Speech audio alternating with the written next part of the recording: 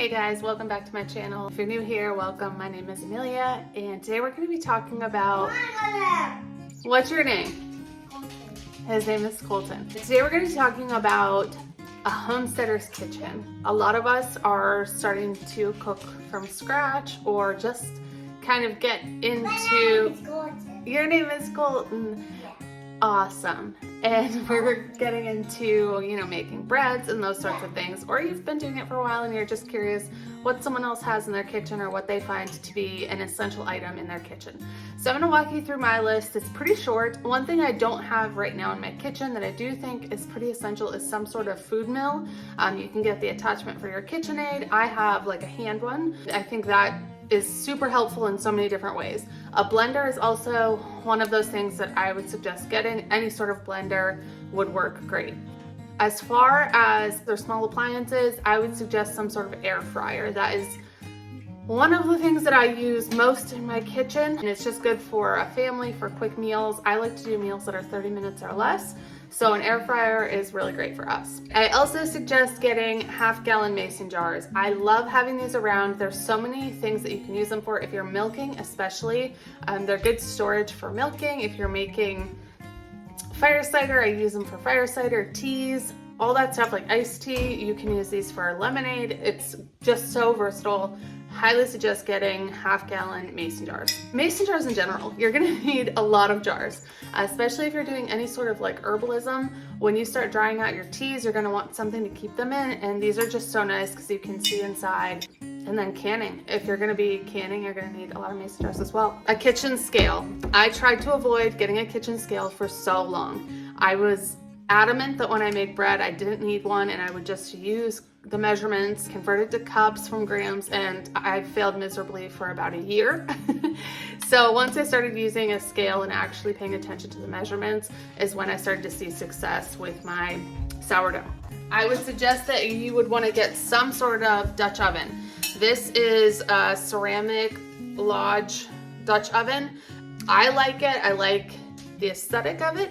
But I will tell you, if you do get this, I'm warning you that you have to buy this special cleaner to be able to clean it, because you can see when it gets hot, it starts to change color. That's nothing on it. That's just how this is once it gets hot. And you can see it better here.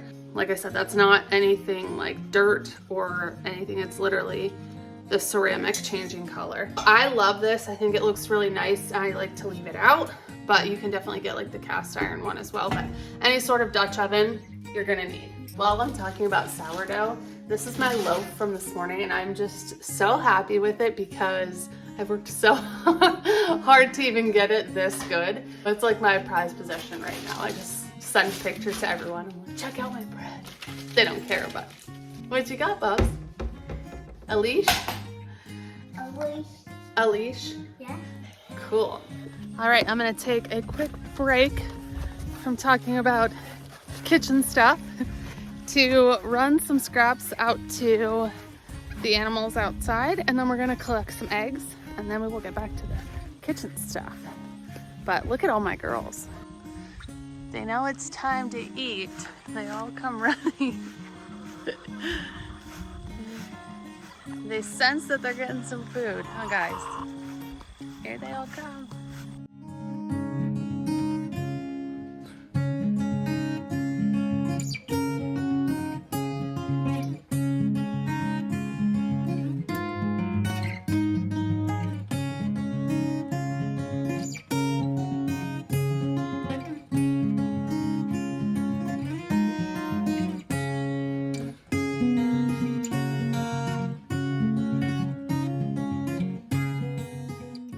We hatched a few Asamami chickens. I think that's how you say it. I always screw up the pronunciation.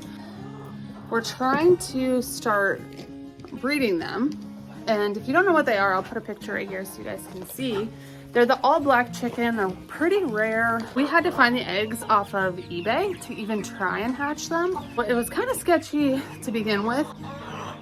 We got eggs, we hatched them. We have quite a few. I think we have 6 chickens, and I'm pretty sure one's a rooster. They're still kind of young, but they're really cool. I think that's gonna be something that's really great here on our farm and to be able to sell either chicks, the eggs for hatching, sell like the full grown chickens, just because I think people would like them. I like how they look.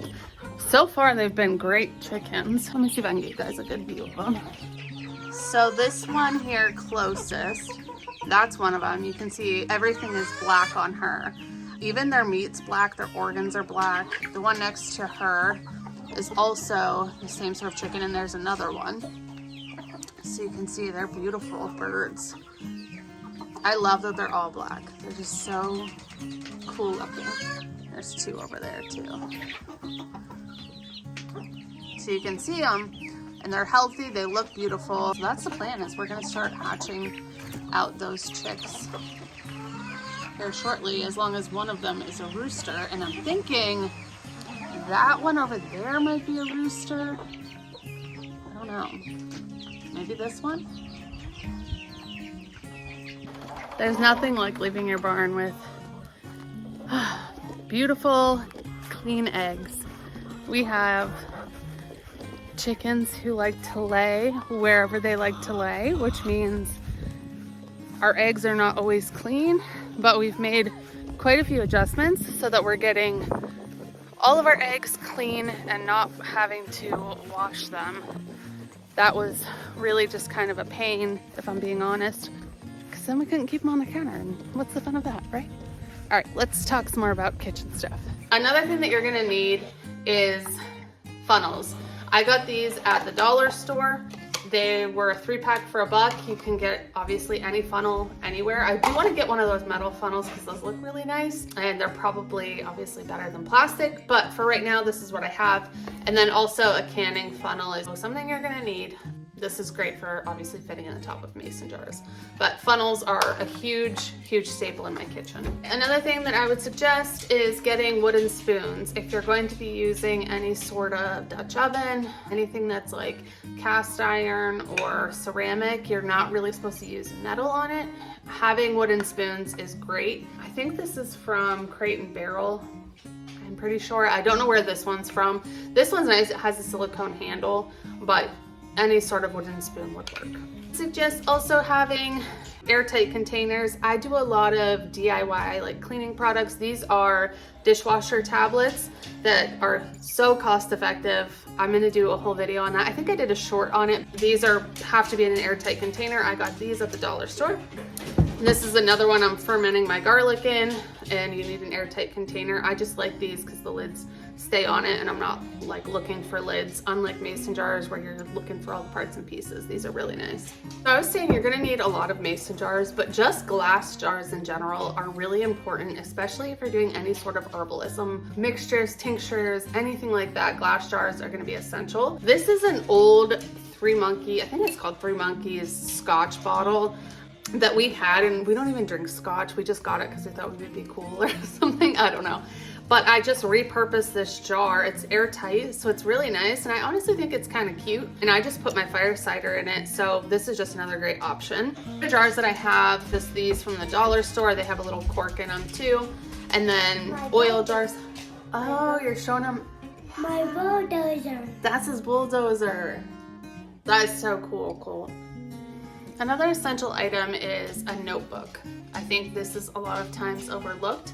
For my kitchen, I like to have a notebook. Basically, it's like my kitchen Bible, and any recipe that I have found that is tried and true and I've adjusted to my family, I write it down in here. And this can be anything from my herbalism stuff to actual recipes to dishwasher tablets, anything that I need to write down and make adjustments for, I put it in here. And then that way, if anyone needs to pick it up and make something, it's good in here. We know the family uses it, or we know it's a good product, and I can just rely on my kitchen Bible to guide us if I'm down and out. My husband knows that he can grab this and kind of look through it to make whatever he needs to. I plan on turning these into some sort of digital copy for you guys to have. It's really going to be everything. The DIY kitchen tablets, laundry detergent, deodorant to fire cider to actual meals. I just don't know how to put that all together and make it not be overwhelming. I use a lot of online recipes, I'm sure you do too, but I think it's important to write it down and make adjustments for your family because everyone's situation is different and kids all like different things, and so do adults. So another essential. Another thing I think we're going to need are bowls, whether that's mixing bowls. You can see I have bowls everywhere. Mixing bowls, baskets, those are also essential if you're going to be making breads, or just to put, like sometimes I'll just have tomatoes just sitting out and I'll put them in a basket just so I can move them while I'm cleaning. Baskets are always great to have and they're so versatile. You can use them on your counter or you can use them as a decoration. But those are the things that I find to be essential in my kitchen as I am bringing stuff in from the garden, as I'm cooking from the foods that we grow here on our homestead or farm. Obviously a coffee maker. A coffee maker is another essential, especially if you're a mama. I hope you guys enjoyed this and I'll see you in the next one.